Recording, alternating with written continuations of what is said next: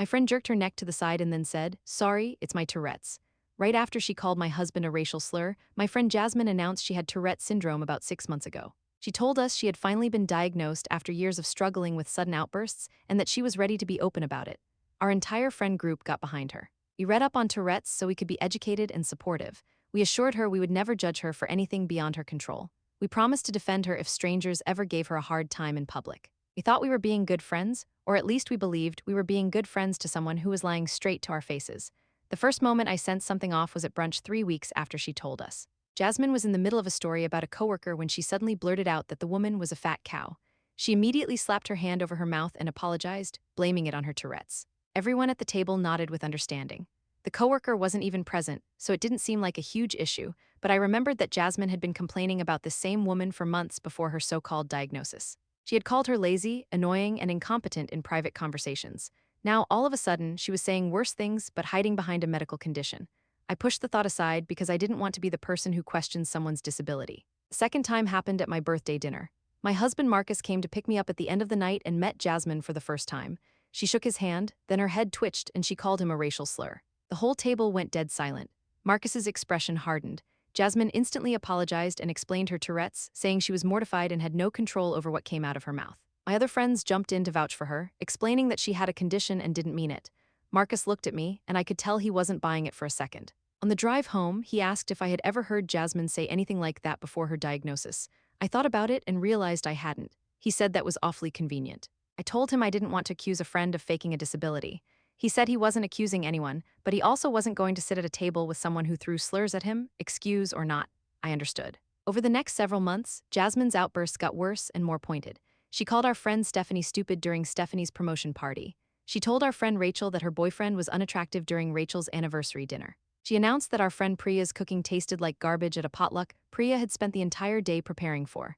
Every single time, she would twitch, apologize, and blame her Tourette's. Every single time, our friends would comfort her and tell her it wasn't her fault. And every single time, the insult was something she had expressed privately before. I started keeping a mental list. Jasmine had told me months earlier that she thought Stephanie got promoted because of her looks, not her skills. She had mentioned that Rachel's boyfriend wasn't attractive enough for her. She had complained that Priya always overcooked her food. Now all those private opinions were coming out as Tourette's tics. I started researching Tourette syndrome. I discovered that coprolalia, the involuntary swearing people associate with the condition, actually only affects about 10% of those diagnosed. I learned that tics are usually repetitive and consistent, not perfectly worded insults tailored to specific people and situations. I learned that tics happen randomly, not conveniently during moments when Jasmine wanted to say something mean to someone. I also noticed that Jasmine's tics only occurred in English. When we went to a Korean restaurant and the server barely spoke English, Jasmine's Tourette's was mysteriously quiet. When we met Marcus's grandmother, who only spoke Spanish, Jasmine didn't have a single outburst. Her condition apparently only activated when everyone around her could understand exactly what she was saying. I decided to test my theory. I invited Jasmine to lunch, just the two of us. I told her I wanted her honest opinion about something. I said I was thinking about getting a nose job because I had always hated my nose. I didn't actually hate my nose, but I wanted to see what she would do. Jasmine looked at me with sympathy and said I was beautiful and didn't need to change anything. No tic, no outburst, no insult about my appearance. I said I was also thinking about quitting my job to become an artist even though I had no talent for drawing. Again, she was supportive and encouraging. No Tourette's. I spent the entire meal handing her opportunities to insult me, and she didn't take a single one. Her condition apparently didn't apply when we were alone and there was no audience to perform for. I went home and told Marcus what happened. He said he had known from the start but didn't want to push it because she was my friend. I said she wasn't my friend anymore. I said someone who uses a fake disability to hurt people and escape consequences wasn't someone I wanted in my life. The following week, our friend group gathered at Stephanie's apartment. I arrived 40 minutes early because I couldn't sit at home any longer. Marcus drove us and kept glancing at me like he wanted to say something comforting, but didn't know what words would help. My hands kept shaking in my lap. I kept wiping them on my jeans, but they just got sweaty again. Stephanie's apartment building looked the same as always with its brick exterior and flower boxes under the windows. We climbed the stairs to the third floor, and I knocked before I could change my mind. Stephanie opened the door with her usual big smile and pulled me into a hug. She smelled like the vanilla perfume she always wore, and her apartment had that cozy atmosphere with soft lighting and throw pillows everywhere. She welcomed Marcus too and seemed happy he came, even though they had only met a few times. I could tell she had no idea what I was planning. Nobody knew except Marcus and me. The apartment filled up slowly over the next 20 minutes. Rachel arrived first with a bottle of wine and started telling Stephanie about some problem at her job. Priya came next carrying a container of cookies she had baked. Tasha showed up right after with her loud laugh that always filled whatever room she was in. Then Jasmine walked through the door last, like she had planned it that way. She wore a bright red jacket and new boots, and she made sure everyone noticed both. She went around hugging each person and complimenting them on something. She told Stephanie her new haircut looked amazing. She told Rachel her earrings were adorable. She touched Priya's arm and said something that made Priya smile. I watched the whole performance, knowing exactly what it was now, a show. A carefully planned act to make everyone love her and feel special. My stomach twisted watching her work the room. Marcus stood next to me holding his beer, and I felt his hand brush against mine for just a second. A reminder that he was there, that I wasn't alone in seeing through her. We all moved into Stephanie's living room and settled into our usual spots. Stephanie had put out chips and dip on the coffee table. Someone turned on background music. The conversation flowed easily at first, everyone catching up on the week. Rachel talked about her boyfriend maybe getting a promotion. Priya complained about her landlord raising the rent. Tasha shared a funny story about her sister's wedding planning drama. Then Jasmine launched into this whole thing about her neighbor's cat that kept getting into her apartment somehow. She made it sound hilarious with all these details about finding the cat in her closet and on top of her fridge. Everyone laughed. Even Stephanie had tears in her eyes from laughing so hard. Jasmine glowed from the attention. She loved being the center of everything, the funny one, the entertaining one. I didn't laugh. I just watched. Marcus sat on the arm of my chair with his beer, and his face had that same look from my birthday dinner. That look that said he saw right through her and couldn't believe everyone else was falling for it.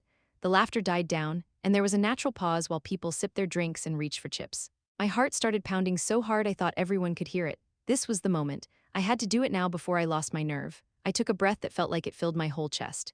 Then I spoke up and said I needed to talk to everyone about something important. My voice came out steadier than I expected. The room went completely quiet. All the faces turned toward me. Rachel lowered her wine glass. Priya stopped mid-reach for a cookie. Stephanie's smile faded into a concerned look. Tasha raised her eyebrows. And Jasmine, I watched Jasmine's whole body language change. Her shoulders tensed up. Her smile froze on her face. Her eyes got this sharp look like an animal sensing danger. She knew somehow. Some instinct told her this was about her even before I said another word. I started talking and laid it all out calmly. I explained that I had been paying attention to her tics for months now. I pointed out how every single insult matched something she had told me privately before. How she had complained about Stephanie's promotion being undeserved, and then her Tourette's called Stephanie stupid. How she had said Rachel's boyfriend wasn't good-looking, and then her tic called him ugly. How she had criticized Priya's cooking before and then blurted out it tasted like garbage. I kept my voice level and just stated the facts. Then I brought up the language thing, how her tics only happened in English. How we had been to that Korean restaurant, and she was silent the whole time with the server who barely spoke English. How she met Marcus's grandmother who only spoke Spanish and didn't have one single outburst.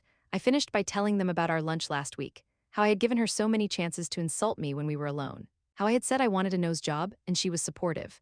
How I had said I wanted to quit my job to be an artist even though I couldn't draw, and she encouraged me. Zero tics, zero outbursts, nothing because there was no audience to perform for. Jasmine's face went white like all the blood had drained out. Then red rushed back in, making her cheeks look like they were burning. She stood up fast and her voice came out high and shaky. She said I was being cruel. She said she couldn't believe I would attack someone with a disability like this. She turned to the others and appealed to them with her hands out. She asked how I could accuse her of something so awful when she had been vulnerable about her condition. She said she had trusted us all with something personal, and now I was throwing it in her face. Her voice got louder and more upset. She said this was exactly why people with Tourette's were afraid to be open about it, because people like me made them feel like they had to prove they were sick. Stephanie spoke up quietly from her spot on the couch. She said she had been wondering about some of the same things. She brought up her promotion party when Jasmine called her stupid. She said it had bothered her for weeks because it felt so targeted and specific. Rachel nodded slowly and admitted the comment about her boyfriend had felt wrong too. She said it wasn't just a random insult. It was the exact thing that would hurt the most. I watched Jasmine's panic grow as her defenders started questioning her story. Her eyes darted around the room looking for someone to back her up, but nobody spoke up to defend her. Priya leaned forward and said she had looked up Tourette's after the potluck when Jasmine insulted her cooking.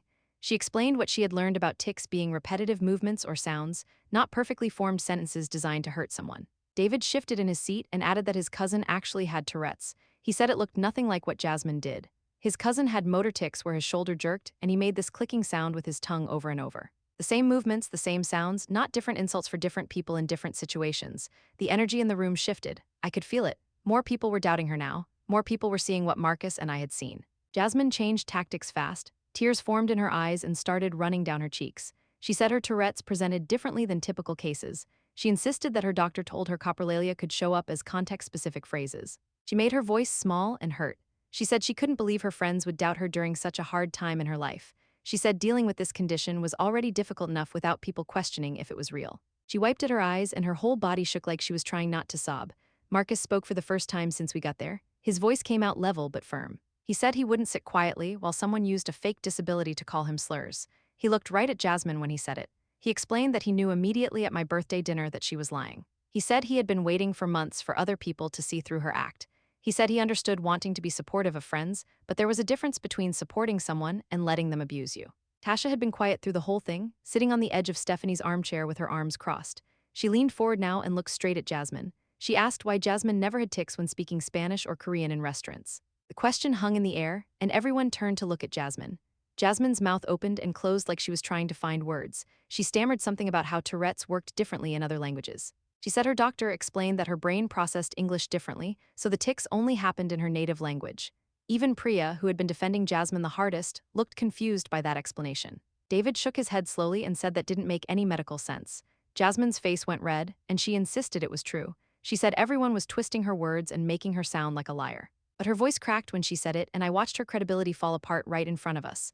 Nobody was nodding sympathetically anymore. Nobody rushed to explain or defend. The room had shifted completely. Stephanie stood up from the couch, and her whole body was shaking. Her voice came out rough when she told Jasmine to leave her apartment. She said she had been defending Jasmine for months while dealing with people at work who heard about the stupid comment. She talked about how embarrassed she felt having to explain that her friend had a condition and couldn't control what she said.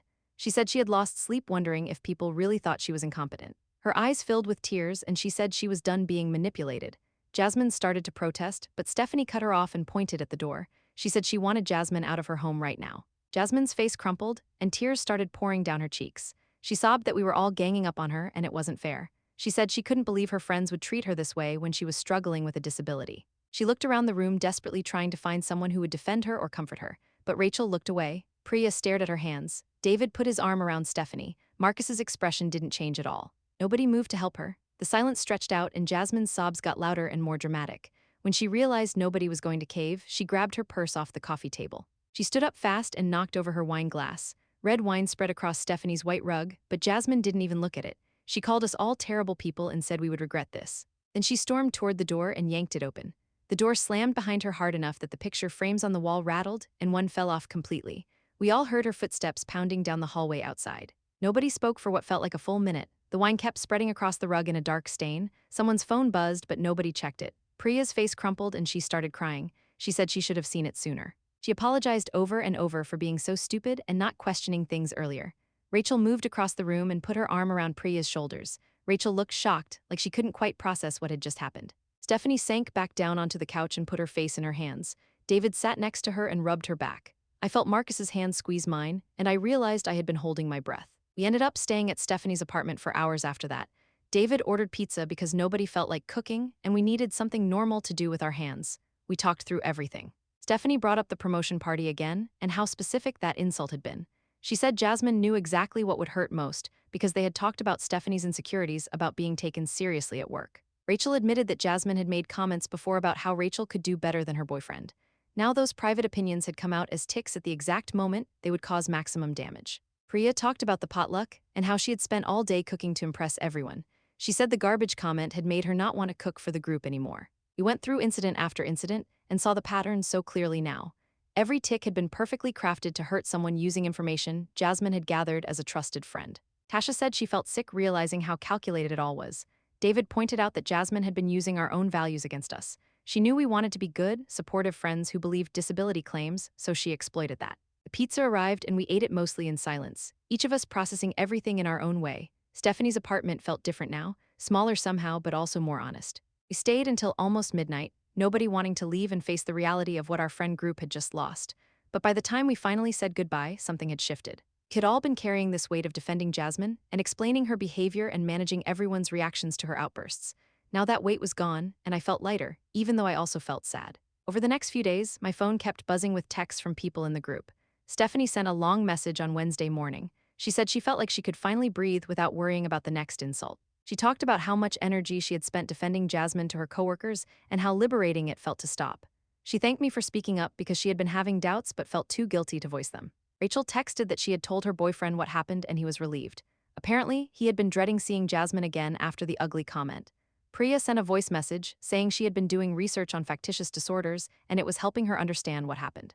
Tasha called me on Thursday night and we talked for almost an hour. She said she had been growing suspicious for weeks but kept pushing the thoughts away. Every time she would start to doubt Jasmine's story, she would feel guilty for questioning a disability claim. She thanked me for having the courage to say what everyone was thinking. We talked about how Jasmine had weaponized social justice language to manipulate us. She had used our desire to be supportive and inclusive as a shield for cruel behavior. On Friday afternoon, Jasmine sent a group text to everyone. She said we all owed her an apology and that she was consulting with her lawyer about defamation. She claimed we had damaged her reputation by spreading lies about her medical condition. The text was long and detailed with lots of legal-sounding language about slander and emotional distress. I stared at my phone and waited to see if anyone would respond. Nobody did. The group chat stayed silent. 3 hours later, another text came through from Jasmine. This one was shorter and angrier. She called us all terrible people who had abandoned her when she needed support most. She said real friends would have stood by her instead of believing lies and conspiracy theories. She said she hoped we all felt good about ourselves for bullying someone with a disability. Still, nobody responded. I watched the read receipts pile up as everyone saw the messages, but the chat stayed quiet. That silence felt like its own kind of answer. Tasha called me privately on Saturday morning. Her voice was quiet when she admitted she had been growing suspicious for weeks before the confrontation.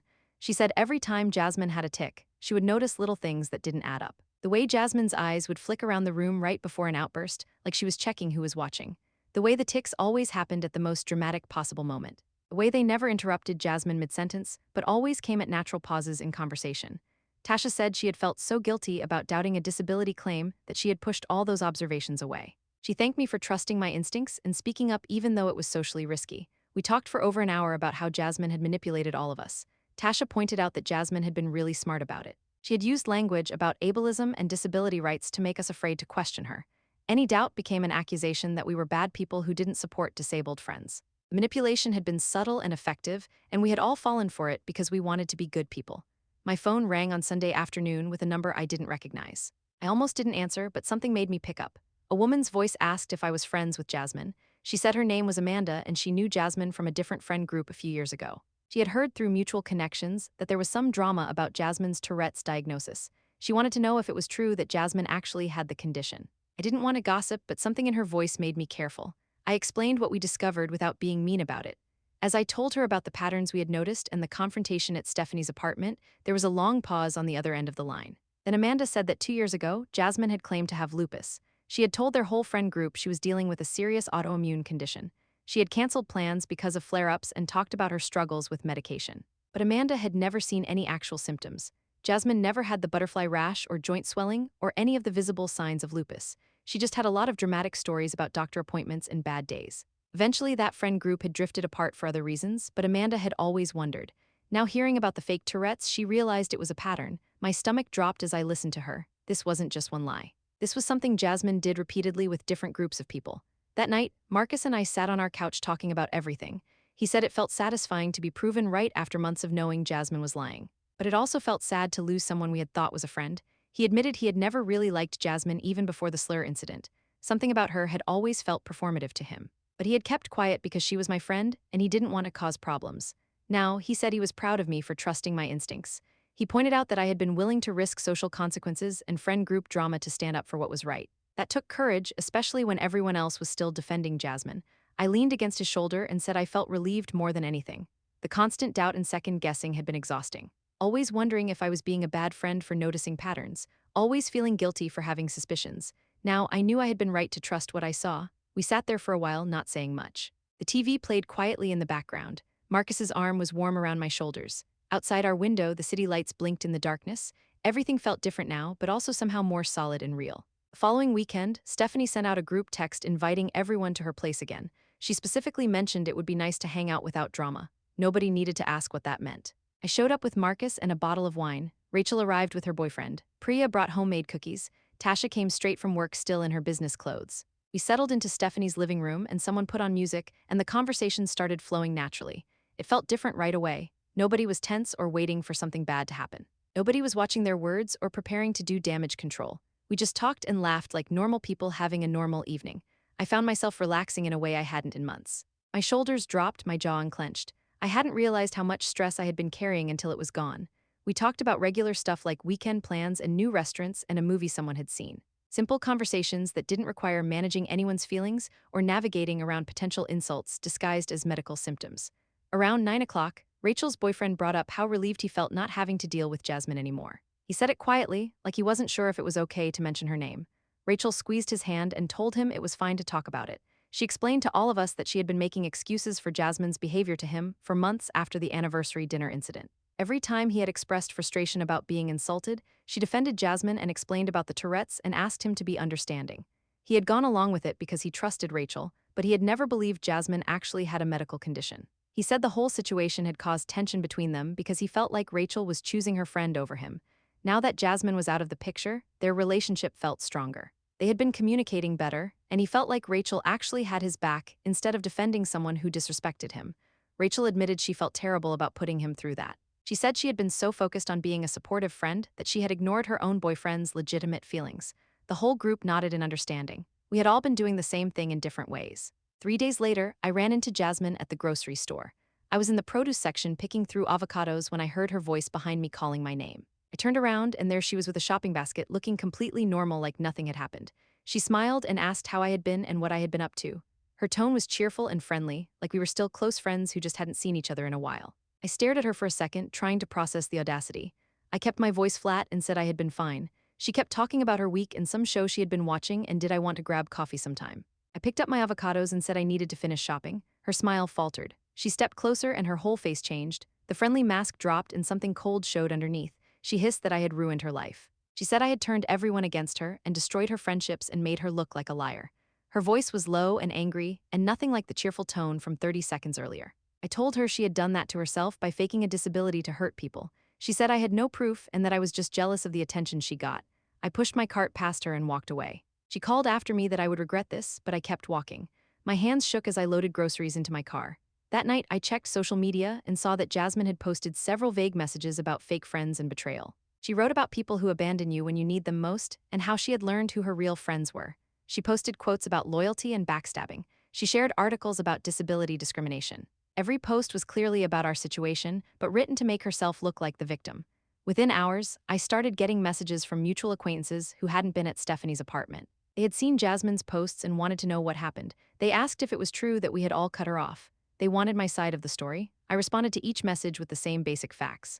I explained the patterns we had noticed with her tics. I described how her insults always matched opinions she had expressed privately before. I mentioned how her Tourette's only happened in English and never when we were alone.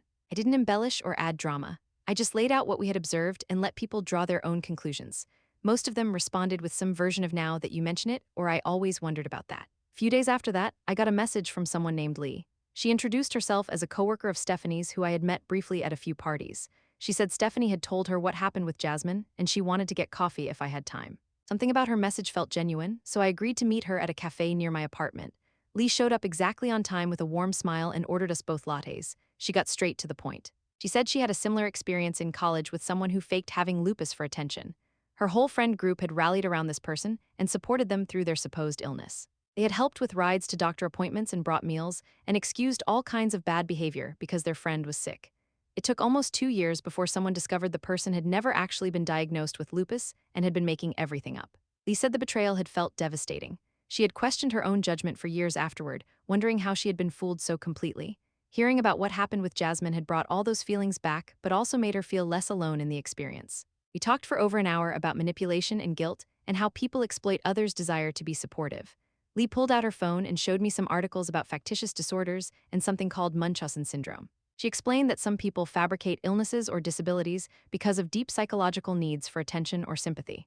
The articles described patterns that sounded exactly like Jasmine. People who claimed different conditions over time. People whose symptoms never quite matched the actual medical condition. People who thrived on the drama and attention their supposed illness created. Reading those articles shifted something in me. I had been angry at Jasmine for lying and hurting people.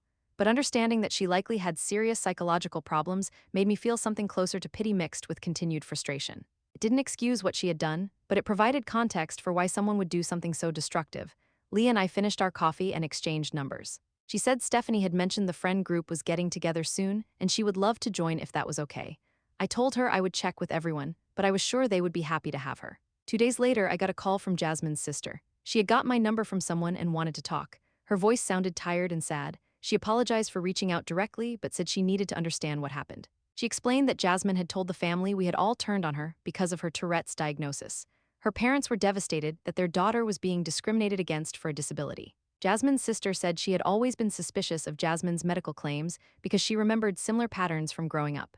She asked me to tell her the truth about what really happened. I hesitated at first, but then I told her sister everything. I explained the targeted insults, the convenient timing, the language specificity, the private lunch test. I told her sister I understood that this was painful to hear, but the group hadn't abandoned Jasmine because of her disability. We had stopped enabling behavior that hurt people. Jasmine's sister was quiet for a long time. Then she said she had suspected as much. She told me stories about Jasmine claiming to have various conditions throughout high school and college. She had told people she had chronic fatigue syndrome during her sophomore year of college, then switched to claiming she had fibromyalgia when that didn't get enough attention. Her sister's voice cracked when she explained how their parents had taken Jasmine to dozens of specialists who all found nothing wrong. She said the family had been trying to get Jasmine into therapy for years, but she refused to go, insisting that everyone else was the problem. I hung up feeling a strange mix of sadness and relief. The sadness came from understanding that Jasmine was deeply troubled and had been hurting people for years. The relief came from knowing my instincts had been right and I wasn't crazy for doubting her story. I texted Stephanie to fill her in on what I had learned, and she responded immediately, saying it all made sense. Now, 2 weeks later, Stephanie called me with exciting news. She had gotten another promotion at work, a bigger one this time that came with a significant raise and her own team to manage. We organized a celebration dinner at the same restaurant where Jasmine had called her stupid during her last promotion party. This time, the energy was completely different. Everyone arrived smiling and relaxed, and we ordered appetizers and drinks without any underlying tension. Stephanie stood up partway through the meal and raised her glass. She thanked us for standing by her through everything that had happened with Jasmine.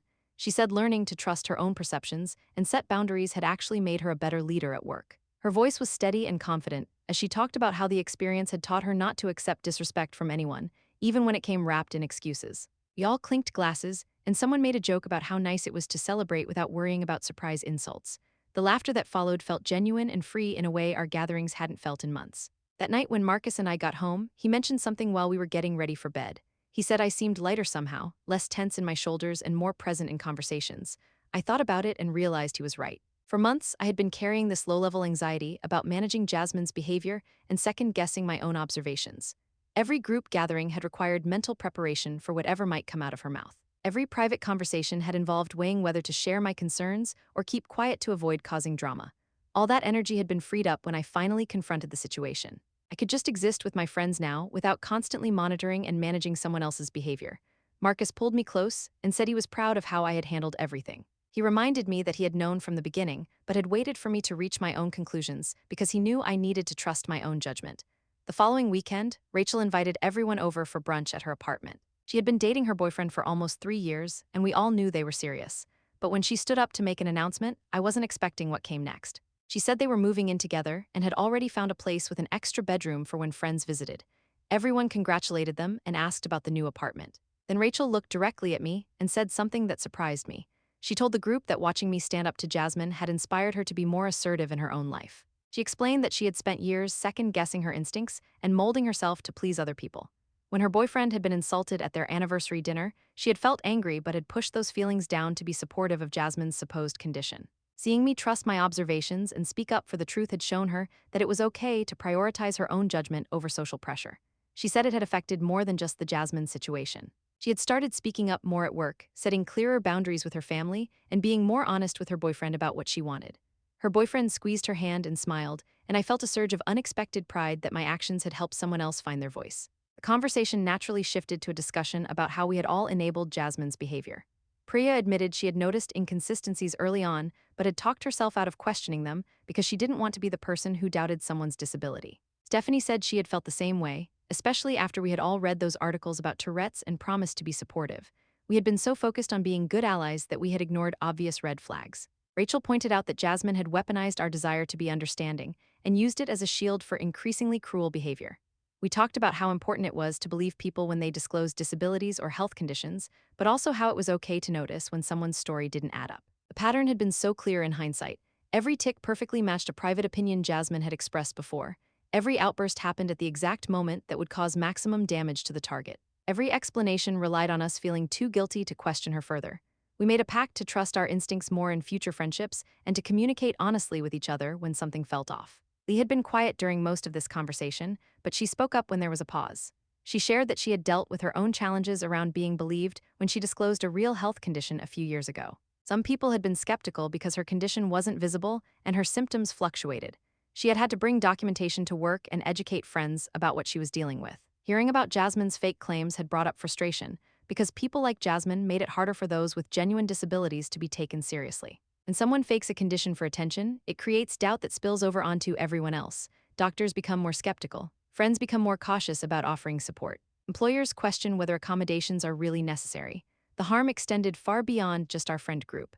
We sat with that reality for a moment, understanding that Jasmine's lies had broader implications than just the hurt feelings of people she had insulted. She had contributed to a culture of doubt that affected countless others who were dealing with real medical challenges. 3 weeks later, I got invited to a birthday party for someone I knew through work. I almost didn't go when I saw that Jasmine was also invited, but Marcus encouraged me to attend and not let her presence control my social life. I walked in and immediately spotted Jasmine across the room. She saw me at the same time and her face went pale. For the next 2 hours, she stayed on the opposite side of the party, avoiding not just me but Stephanie, Rachel, and Priya, who had also shown up. She left early without saying goodbye to anyone, and I noticed several people commenting on how quiet and subdued she had been. The host mentioned that Jasmine seemed different somehow, less animated and attention-seeking than usual. Someone else said they had noticed Jasmine hadn't had any tics all evening, which they found strange given how frequent her outbursts supposedly were. I didn't offer any explanation, just listened to people starting to form their own conclusions. The host called me 2 days later. She had noticed the tension at the party and wanted to understand what had happened. She admitted she had invited Jasmine before knowing about the situation and felt terrible about creating an awkward dynamic. I explained everything from the beginning, walking her through the pattern of targeted insults, the convenient timing, the language specificity, and the private lunch test. She listened without interrupting and then let out a long breath. She said she had always found Jasmine's Tourette's claims suspicious, but had felt like she couldn't question them without being a terrible person. The tics had seemed too perfectly crafted and too situationally convenient. She had watched Jasmine insult people at multiple gatherings and had noticed that the victims were always people Jasmine had complained about privately before. But she had pushed down her doubts because disability awareness was important and she didn't want to be on the wrong side of that issue. Now that she understood what was really happening, she felt relieved to finally have confirmation of what her instincts had been telling her all along. 3 months passed, and our friend group settled into a new normal. We had added Lee as a core member, and she fit in perfectly with her straightforward personality and genuine warmth. We occasionally included other acquaintances at gatherings, and the dynamic felt more relaxed and authentic than it had in over a year. Nobody had to walk on eggshells or brace for surprise insults. We could compliment each other without worrying that someone would immediately undercut the moment with a cruel comment disguised as a tic. The constant low-level management of Jasmine's behavior and feelings was gone, replaced by easier and more honest interactions. Stephanie hosted a game night, and we stayed up late laughing and talking without any underlying tension. Rachel brought her boyfriend, and he actually seemed to enjoy himself instead of looking uncomfortable and targeted. Priya made her famous lasagna, and everyone praised it enthusiastically without any cruel commentary about her cooking skills. The absence of Jasmine's toxicity had created space for our friendships to deepen and become more genuine. Stephanie pulled me aside during that game night and shared something personal. She had been in therapy for the past 2 months, processing everything that had happened. Her therapist had helped her understand manipulation tactics and emotional abuse, and she was learning to recognize patterns she had missed before. She explained that Jasmine had exploited social pressure around disability to avoid accountability for genuinely harmful behavior. The therapy sessions had helped her identify similar dynamics in other relationships, including with a coworker who used different excuses to justify disrespectful treatment. Stephanie said she was setting better boundaries across all areas of her life. Now, she had stopped accepting behavior that made her uncomfortable just because someone had a good excuse or made her feel guilty for objecting. She thanked me again for speaking up because it had set off a chain reaction of positive changes in her life that extended far beyond just removing one toxic friend from the group. I started hearing things through mutual friends about a month later. Tasha had been at a professional networking event downtown when Jasmine walked up to her near the refreshment table. Jasmine smiled bright and asked how Tasha was doing, like they were still close friends who talked regularly. Tasha kept her answers short and polite but didn't engage beyond basic pleasantries. She told me later that Jasmine's friendliness felt fake and forced, like she was performing for the other people standing nearby. When Tasha excused herself to go talk to someone else, Jasmine raised her voice just enough for the surrounding group to hear. She made a comment about how sad it was when people abandoned friends who had disabilities, how some people claimed to support disability rights but showed their true colors when things got hard. Tasha felt everyone's eyes on her back as she walked away. She said her first instinct was to turn around and defend herself, to explain the real situation to these strangers who were probably judging her. But she kept walking. She found a quiet corner and took some deep breaths and reminded herself that engaging with Jasmine's manipulation was exactly what Jasmine wanted. Tasha called me that same evening, and we talked for over an hour. She said walking away without responding felt like a huge victory. Even though it had been difficult, she recognized the manipulation attempt for what it was and refused to participate in Jasmine's drama. When we all got together the following weekend, Tasha shared the whole story with the group. We celebrated how far she had come in recognizing toxic behavior and setting boundaries. Stephanie said it was growth for all of us, learning to spot manipulation and not get sucked into defending ourselves to people who had already made up their minds. The whole experience with Jasmine had taught us to trust our instincts and not engage with people who were trying to make us look bad. David joined us at that gathering, and he pulled me aside at one point to say something I wasn't expecting. He thanked me for what I had done, for speaking up about Jasmine and getting her out of the friend group. He said he had been dreading every single social event with us for months because of her. Every time Rachel invited him to meet her friends, he felt sick to his stomach knowing Jasmine would be there. He never knew what cruel things she would say about him or their relationship. The comment about him being ugly at their anniversary dinner had really hurt even though he tried to play it off at the time. He said Rachel's friends were important to her, and he wanted to be part of that world, but Jasmine made it miserable. Now he actually looked forward to hanging out with us. He felt respected and welcomed instead of targeted and insulted. Rachel overheard part of the conversation and came over to hug both of us. She said their relationship was stronger now, that she wasn't constantly making excuses for someone who disrespected him. That conversation with David stuck with me for days afterward. I thought about how being a good friend isn't just about offering support no matter what. Sometimes being a good friend means having difficult conversations and setting boundaries. It means standing up when you see someone being hurt, even if the person doing the hurting has a good excuse. I had spent so long worried about being the kind of person who doubted disabilities that I almost let Jasmine keep hurting people I cared about. Marcus and I talked about it one night while making dinner together. He said watching me find my voice and stand up for what was right had made him love me even more. He had seen me struggle with the decision for weeks, weighing my values against my observations, and he was proud of how I handled the whole situation. I told him I couldn't have done it without his support and his initial skepticism that helped me trust my own instincts. Our group started planning a weekend trip about 2 weeks after that conversation. We had talked about doing a group vacation for years, but could never get everyone coordinated. Stephanie suggested we rent a cabin in the mountains for a long weekend. The planning process was surprisingly smooth. Everyone responded to messages quickly and contributed ideas without any drama or tension. Priya found a great rental property with enough bedrooms for all of us. Rachel created a shared document for meal planning, and everyone added their favorite foods. Lee offered to coordinate activities and researched hiking trails and local attractions. I realized halfway through the planning that this never would have worked when Jasmine was part of the group. There had always been underlying tension making it hard to coordinate anything. Someone would suggest an idea, and Jasmine would find something wrong with it. She would complain about costs or locations or timing in ways that derailed the whole conversation. Now we were moving forward easily because everyone genuinely wanted to make it work, and nobody was creating obstacles just to create obstacles. The weekend trip happened in early fall when the leaves were changing colors. We drove up Friday afternoon and spent the evening settling into the cabin and making dinner together. Saturday, we hiked during the day, and that night we built a bonfire in the backyard. The fire crackled and sent sparks up into the dark sky while we sat in a circle with blankets and drinks. Stephanie started talking about what she had learned from the whole Jasmine situation. She said it taught her to trust her instincts, even when her instincts went against what she thought she should believe. She had known something was wrong with Jasmine's behavior, but kept pushing those thoughts away because she didn't want to be wrong about someone's disability. Now she was working in therapy on listening to her gut feelings and not dismissing them just because they made her uncomfortable. Rachel agreed and said she learned that supporting someone doesn't mean accepting harmful behavior. You can believe someone has struggles while still holding them accountable for how they treat others. Priya added that the experience taught her the importance of honest communication in friendships. We had all been talking around the problem instead of addressing it directly, and that just let the situation get worse. Lee had been quiet during most of the conversation, listening to everyone share their experiences. When there was a pause, she spoke up and said being welcomed into our group had been really meaningful for her. She appreciated that we were all committed to real relationships instead of just performing friendship for social media or appearances. She said she had been in friend groups before where people were fake nice to each other, but talked behind each other's backs constantly.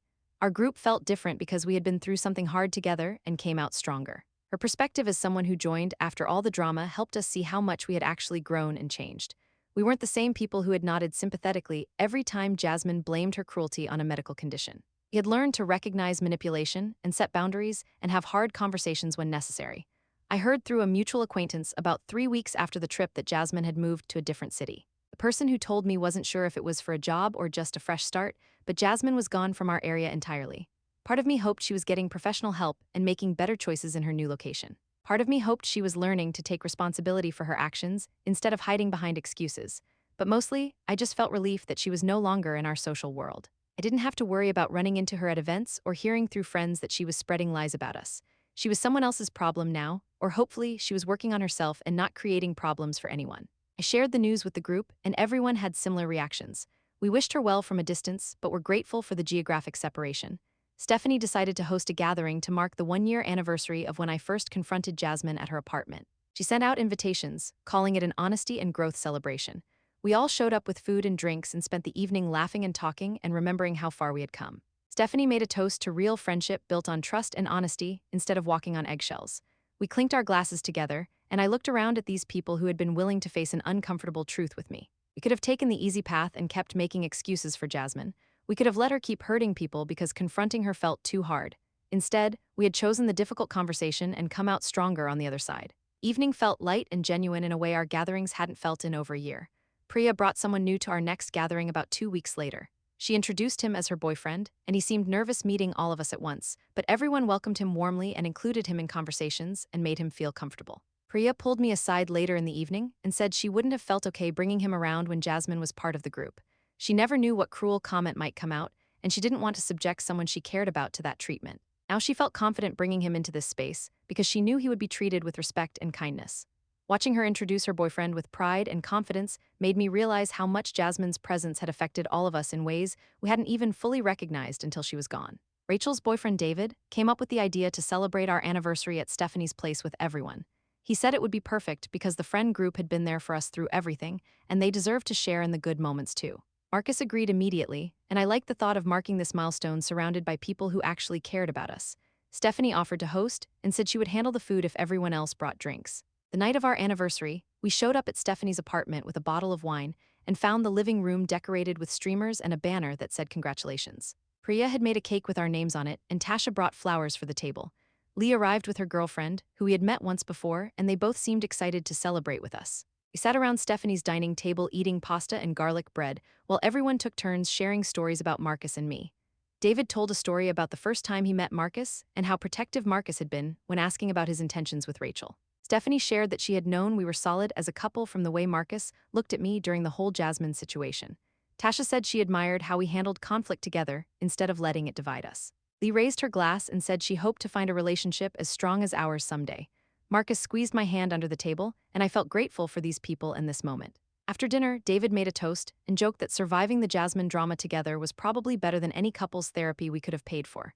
Everyone laughed, and Marcus agreed and said dealing with that situation had taught us to communicate better and trust each other's instincts. I added that facing challenges as a team had deepened our relationship in ways that easy times never could. We clinked glasses, and I looked around the table at friends who had stood by us and chosen honesty over comfort. Evening felt light and genuine, and full of the kind of connection that only comes from going through something difficult together. A few days later, I got a message on social media from someone named Jessica, who I had met twice at mutual friend gatherings but didn't know well. She said she had heard through connections about what happened with Jasmine and wanted advice about a similar situation. Her friend had recently claimed to have a chronic illness, but Jessica noticed the symptoms only appeared at convenient times. She felt terrible for doubting someone's health issues, but the patterns were too obvious to ignore. I read her message twice before responding because I remembered how alone I had felt when I first started questioning Jasmine. I wrote back and told her to trust her observations while being thoughtful about how she addressed it. I explained that supporting someone doesn't mean accepting behavior that hurts people and that real disabilities don't work as convenient excuses for cruelty. I shared some of the research I had done about Tourette's and suggested she do similar homework about her friend's claimed condition. I encouraged her to talk to other friends privately and see if they had noticed the same patterns. I warned her that confronting someone who is lying about a disability would be difficult and she might lose the friendship. I said it was worth it anyway because letting someone weaponize a fake diagnosis hurts everyone, including people with real disabilities. Jessica thanked me and said she felt less crazy knowing someone else had been through something similar. I told her to reach out anytime if she needed support and felt good about helping someone else navigate this difficult territory. Our next gathering happened at Priya's apartment 2 weeks later, and I noticed immediately that the group had grown. Stephanie brought a coworker named Noah, who she had been mentioning lately. Rachel invited a couple she knew from her gym who had just moved to the area. Tasha showed up with 2 friends from her book club who were curious about our group. Lee brought her girlfriend again, plus another friend who worked at the disability rights organization where Lee volunteered. The apartment felt crowded in a good way, with new voices and fresh energy mixing with our established dynamic. Noah told funny stories about working in tech, and the gym couple talked about training for a marathon together. The book club friends debated whether the latest bestseller was worth the hype. These coworkers shared information about an upcoming fundraiser for disability advocacy. I watched everyone interact and realized our friend group had evolved into something more open and welcoming than it used to be. We weren't as closed off or protective of our circle anymore. The Jasmine situation had taught us that hiding problems doesn't make them go away and that healthy groups can handle difficult conversations. The core group of Stephanie, Rachel, Priya, Tasha, Lee, Marcus, and me remained close, but we were more willing to expand now. New people brought diverse perspectives and positive energy without the baggage of our past drama. I appreciated how our group had grown stronger and more authentic through everything we had been through together. Rachel called me 3 weeks later with news that made her voice shake with excitement. David had proposed during a weekend trip to the mountains, and she had said yes immediately. She wanted to celebrate with the friend group before telling extended family because we had been there for her through the worst parts of her relationship doubts. Stephanie offered to host an engagement party at her place the following Saturday, and everyone cleared their schedules. The night of the celebration, Rachel arrived with David and showed off her ring while we all crowded around to admire it. The diamond caught the light as she moved her hand, and her smile was bigger than I had seen in years. We ate appetizers and drank champagne, and listened to David tell the proposal story with Rachel interrupting to add details he forgot. The evening felt like pure joy without any undercurrent of tension or worry about someone ruining the moment. No one had to brace for a cruel comment disguised as a medical condition. No one had to manage another person's feelings or make excuses for bad behavior. We could just be happy for our friends without any complications. Later in the evening, Rachel pulled me aside into Stephanie's kitchen and thanked me for helping her learn to trust her judgment. She said watching me confront Jasmine had given her confidence to stop second-guessing herself in all areas of life. She explained that she had been doubting whether David was right for her, partly because Jasmine kept making comments about him not being good enough. Once Jasmine was out of the picture, Rachel realized her relationship was actually solid and she could commit fully without outside interference. I hugged her and said I was glad she had found someone who treated her well and that she deserved this happiness. We went back to the living room and rejoined the celebration, feeling grateful for friendships that had survived difficult times and come out stronger. I started my new job on a Monday in late spring at a marketing firm downtown. The office was modern with glass walls and an open floor plan that made everything visible. My manager introduced me to the team during a morning meeting and explained my role handling client communications. Within the first week, I noticed patterns in how people interacted that reminded me of lessons from the Jasmine experience. A coworker named Ryan frequently blamed technology problems for missed deadlines, but I observed him spending significant time on personal calls. Another coworker named Jennifer made passive-aggressive comments about other team members, then claimed she was just being honest. I recognized manipulation tactics that I might have missed or excused before dealing with Jasmine. When Ryan tried to blame a system error for work he simply hadn't done, I asked specific questions about the error that made it clear I wasn't accepting vague excuses. When Jennifer made a cutting remark about a colleague's presentation, then said she was just trying to help, I pointed out that helpful feedback doesn't need to be delivered as an insult. My manager noticed my directness and commented that I had good instincts for workplace dynamics. I realized the skills I developed navigating the Jasmine situation had made me more confident and assertive in professional settings. I could spot dishonesty faster and set boundaries without feeling guilty. The difficult experience had taught me that being nice doesn't mean accepting poor treatment and that calling out problems early prevents bigger issues later. I felt grateful for the growth even though the path to get there had been painful. Stephanie invited everyone to dinner at a nice restaurant to celebrate her promotion to senior director at her company. She had been working toward this position for 3 years and finally got the offer with a significant raise and a team of people reporting to her. We gathered at an Italian place downtown and ordered multiple bottles of wine and too much food. Stephanie gave a short speech thanking us for supporting her through a challenging year of personal and professional growth. She said the past 12 months had taught her to address problems directly rather than avoiding conflict, and that skill had made her a better leader. She explained that her new role required managing difficult conversations with team members and clients, and she felt prepared because of everything she had learned from the Jasmine situation. She credited the experience with helping her develop stronger communication skills and more confidence in her judgment. Tasha raised her glass and said Stephanie had always been a natural leader, but now she had the wisdom to back it up. Priya added that Stephanie's promotion was well-deserved and long overdue. Marcus said he had seen Stephanie grow tremendously over the past year, and her company was lucky to have her. I felt proud watching my friend receive recognition she had earned, while also becoming a better version of herself through difficult circumstances. The evening felt like a celebration of growth and success that came from facing challenges head-on instead of pretending problems didn't exist. At our next gathering, Tasha shared that she had been seeing a therapist for the past few months to work through some personal issues. She said the Jasmine situation had made her realize she had patterns of doubting herself and prioritizing other people's comfort over her own instincts. Her therapist had helped her identify people-pleasing tendencies that went back to childhood, and she was learning to balance being supportive with maintaining healthy skepticism. She explained that she had been so focused on being a good friend to Jasmine that she had ignored obvious signs of manipulation because confronting them felt uncomfortable. Her therapist had introduced concepts about boundaries and authentic relationships that were changing how Tasha approached all her friendships. She shared some insights about recognizing when support becomes enabling and how to trust your observations even when someone claims you're being unsupportive. Stephanie said she had been thinking about similar issues in therapy and appreciated Tasha being open about the work she was doing. Rachel admitted she had also been questioning why she had been so quick to excuse Jasmine's behavior and realized she had her own people-pleasing patterns to address. Priya nodded and said she had been raised to always give people the benefit of the doubt, which made her vulnerable to manipulation. We all benefited from Tasha's willingness to share what she was learning, and the conversation opened up space for everyone to reflect on their own growth. I felt grateful for friends who were willing to do the hard work of understanding themselves better and becoming more authentic in their relationships. Lee suggested our friend group volunteer together at the Disability Rights Organization, where she worked part-time. She said it would be meaningful to do something positive after the negative experience with Jasmine, and we all agreed immediately. We signed up for a Saturday morning shift helping with an awareness event in the park. The organization had set up information booths about different disabilities, and we helped distribute materials and answer basic questions from people who stopped by. I spent 2 hours talking to families and individuals about resources available for people with disabilities. I learned more about the real challenges people face, including dealing with skepticism because of others who fake conditions for attention or benefits. A woman with multiple sclerosis told me she had been accused of exaggerating her symptoms because some days she appeared fine, while other days she could barely function. A man with Tourette's explained that people often don't believe his diagnosis because his tics are mild motor movements rather than the coprolalia that media portrays. Parent of a child with autism shared frustration about people questioning whether her son really needed accommodations. These conversations reinforced that Jasmine's behavior had broader harmful impacts beyond just our friend group. People who fake disabilities make it harder for those with genuine conditions to be believed and supported. The volunteer experience felt like a small way to contribute something positive and educate ourselves about real disability experiences rather than the fake version Jasmine had performed. Lee brought 3 of her friends to our next gathering and introduced them as people she had known since college. They were visiting from out of town, and Lee thought they would enjoy meeting her local friend group. The 3 friends fit in naturally with easy conversation and genuine interest in getting to know everyone.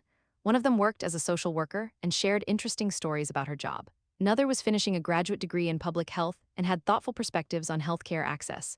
The third was a teacher who made everyone laugh with stories about her students. Our social circle continued to grow in healthy ways, with new people bringing fresh perspectives and none of the baggage from the Jasmine situation.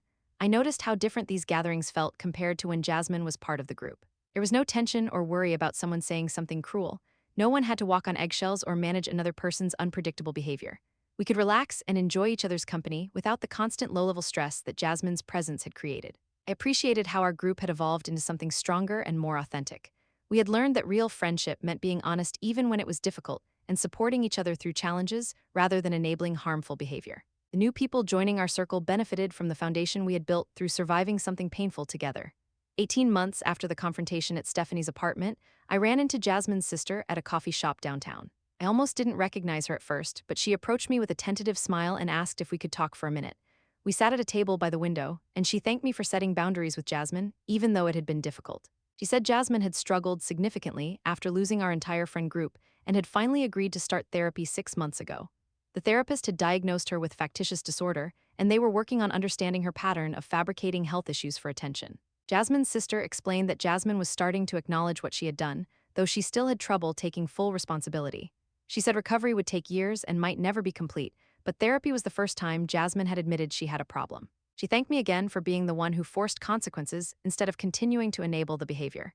She said watching Jasmine lose all her friends had been the wake-up call she needed, even though it had been painful to witness. I told her I hoped Jasmine continued with treatment and found healthier ways to get her needs met. I said I wasn't interested in resuming any kind of relationship, but I genuinely wished her well from a distance. We finished our coffee and said goodbye, and I walked out feeling a complex mix of emotions about the update. I felt glad Jasmine was getting help, but knew our friendship couldn't be fixed. The betrayal ran too deep, and the manipulation had damaged too much trust. I told her sister I hoped therapy would help Jasmine build healthier relationships in the future. But I also made it clear I wasn't interested in reconnecting or receiving updates about her progress. That boundary protected my peace and the health of my friend group. We had all worked too hard to rebuild after her lies to risk letting her back in. I wished her well from a distance the way you might wish well for anyone struggling with serious issues, but wishing someone well didn't mean opening my life back up to them. Some doors closed for good reasons, and this was one of them.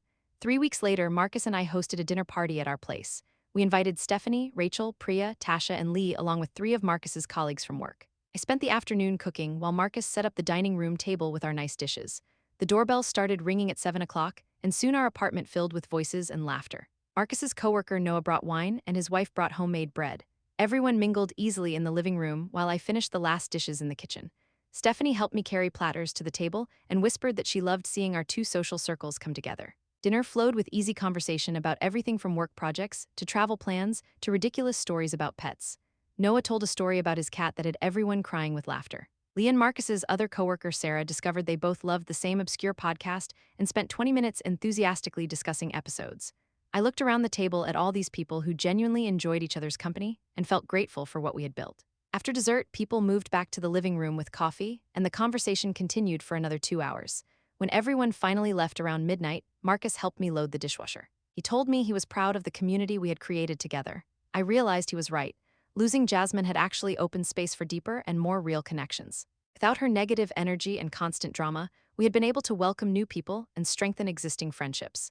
The evening had felt warm and easy in a way our gatherings never had when Jasmine was part of the group. 2 nights later, Stephanie, Rachel, Priya, Tasha, Lee, and I had a girls' night at Priya's apartment. We ordered takeout and settled on her couch with wine and snacks. The conversation eventually turned to everything we had been through with Jasmine. Stephanie said the whole experience had taught her to trust her instincts more.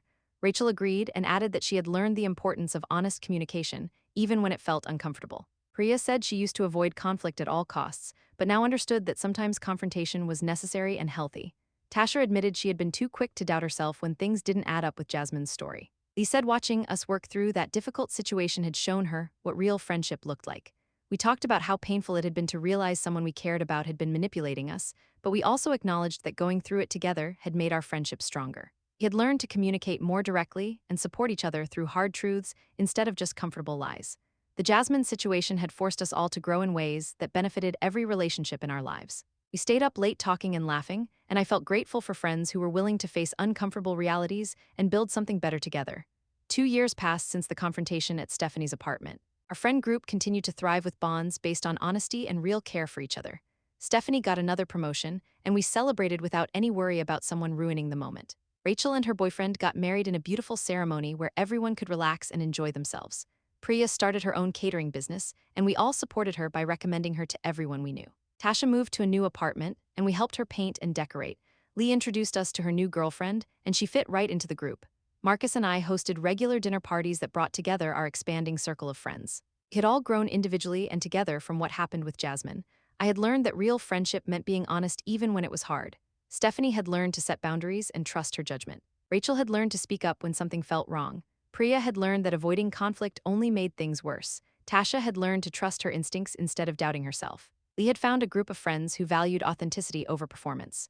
We had built something real and lasting by refusing to enable harmful behavior and choosing truth over comfort. I felt grateful every time we got together for friends who were willing to face an uncomfortable situation and come out stronger on the other side.